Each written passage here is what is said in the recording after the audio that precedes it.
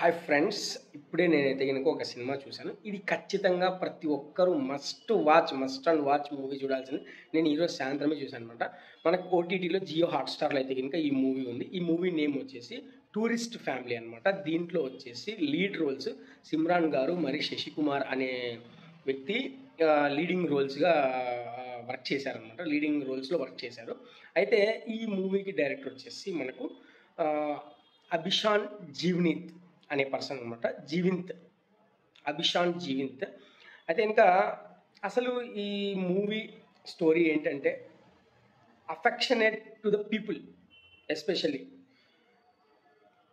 Affectionate to the people and affectionate to the society. Sentimental story కంప్లీట్గా చాలా బాగుంది.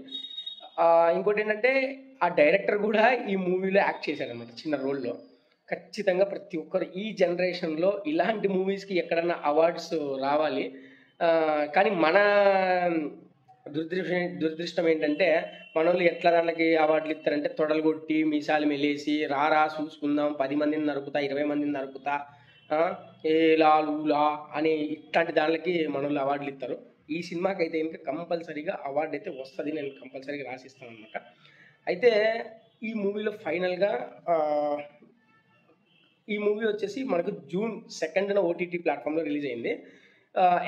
మే 1లో వచ్చేసి థియేట్రికల్గా రిలీజ్ చేశారు. తమిళ్ మూవీ అనమాట ఇది. యాక్చువల్గా అంటే చాలా బాగుంది. Simple story. 16 crores budget, just 16 crores budget, 60 crores collections వచ్చాయంట.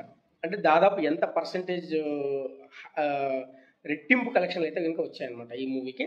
సో ఫైనల్గా ఈ మూవీలో ఒక డైలాగ్ ఉంటుందండి, అది చెప్పి నేను ముగిస్తాను. మూవీ అయితే ఖచ్చితంగా చూడాల్సిందే అందరూ.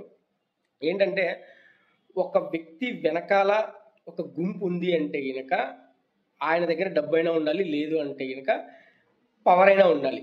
అవి రెండూ లేకోకుండా ఒక వ్యక్తి వెనక గుంపు ఉంది అంటే కనుక ఆయన మనసుని చూసి వస్తారంట. అంటే కైండ్ హార్టెడ్ పర్సన్ అని అర్థం. అది చూడండి, ఈ మూవీ అయితే కంపల్సరీగా అందరు చూడండి.